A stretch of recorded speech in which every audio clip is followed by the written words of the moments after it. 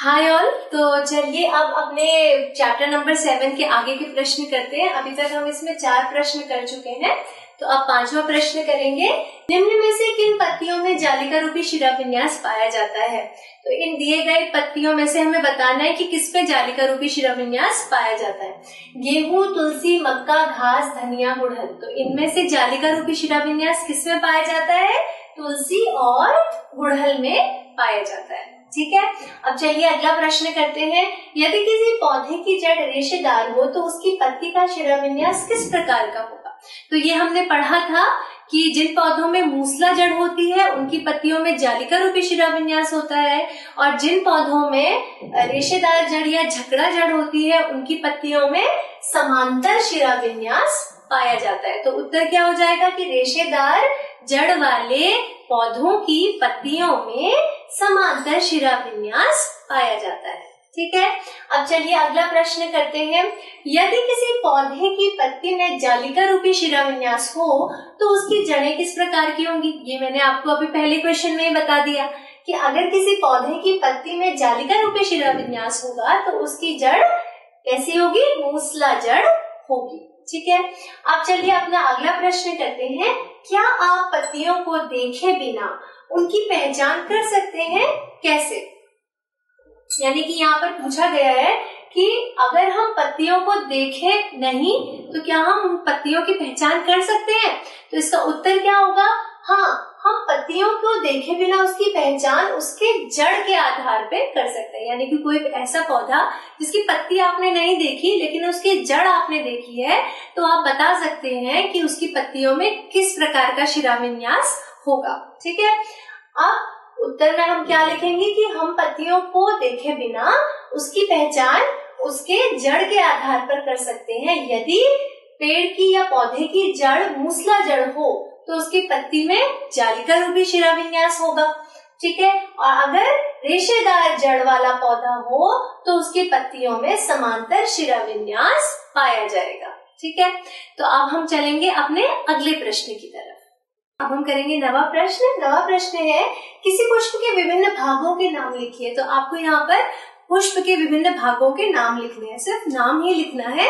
तो आप चाहे तो हमने जो शुरुआत में नामांकित चित्र बनाया था ना, वहां से भी आप ये नाम याद कर सकते हैं।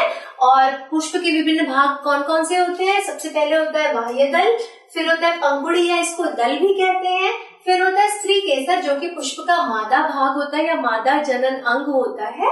और इसके 3 भाग हैं, सबसे पहले है वर्तिकाग्र, फिर वर्तिका और फिर अंडाशय। ठीक है, फिर अगला है पुंकेसर जिसको कि पुष्प का नर जनन भाग भी कहते हैं या पुष्प का नर भाग कहते हैं, और इसके फिर 2 हिस्से होते हैं, परागकोश और तंतु। ठीक है, अब चलिए अगला प्रश्न करते हैं। निम्न में से किस पौधे के फूल आपने देखे हैं? तो आपको यहाँ पर बहुत सारे दिए हैं, आपको बताना है कि किसके फूल आपने देखे हैं।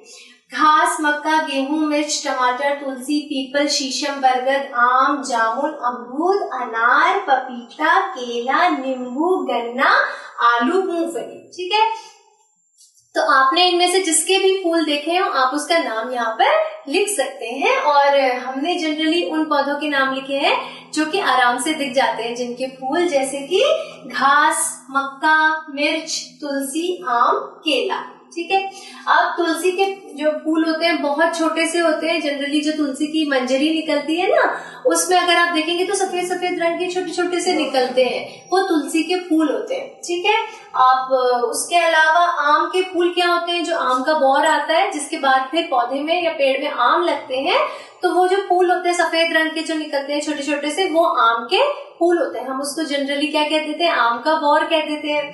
ठीक है, इसके अलावा केले का फूल भी हमने देखा है, मिर्च का भी हमने अक्सर हम देख ही लेते हैं, लोग अपने घरों में लगाते हैं। ठीक है, और घास पे भी इसी तरह सफेद रंग की छोटी छोटी सी संरचनाएं निकलती हैं जिनको जो कि उसका पुष्प होता है या फूल होता है। ठीक है, अब चलिए आगे बढ़ते हैं। आप इसमें अपनी मर्जी के कोई भी प्लांट लिख सकते हैं जिसके फ्लावर्स आपने देखे हो। ठीक है ना, अब चलिए आगे बढ़ते हैं, अगला प्रश्न करते हैं। पौधे के उस भाग का नाम लिखिए जो अपना भोजन बनाता है, इस प्रक्रम को क्या कहते हैं? अब ये हमें सबको पता है कि पौधे में भोजन बनाने का काम कौन करता है? पत्तियां करती हैं। तो उत्तर क्या हो जाएगा? पौधे पत्ती से अपना भोजन बनाते हैं और इस प्रक्रम को हम क्या कहते हैं?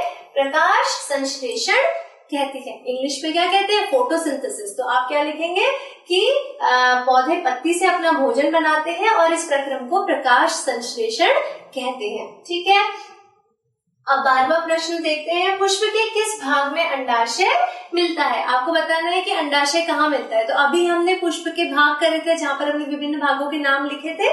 तो वहां पर हमने देखा था कि जो स्त्री केसर होता है उसके 3 भाग होते हैं, वर्तिकाग्र, वर्तिका और अंडाशय। तो यानी कि स्त्री केसर भाग में अंडाशय होता है। अंडाशय कहाँ होता है? स्त्री केसर में होता है।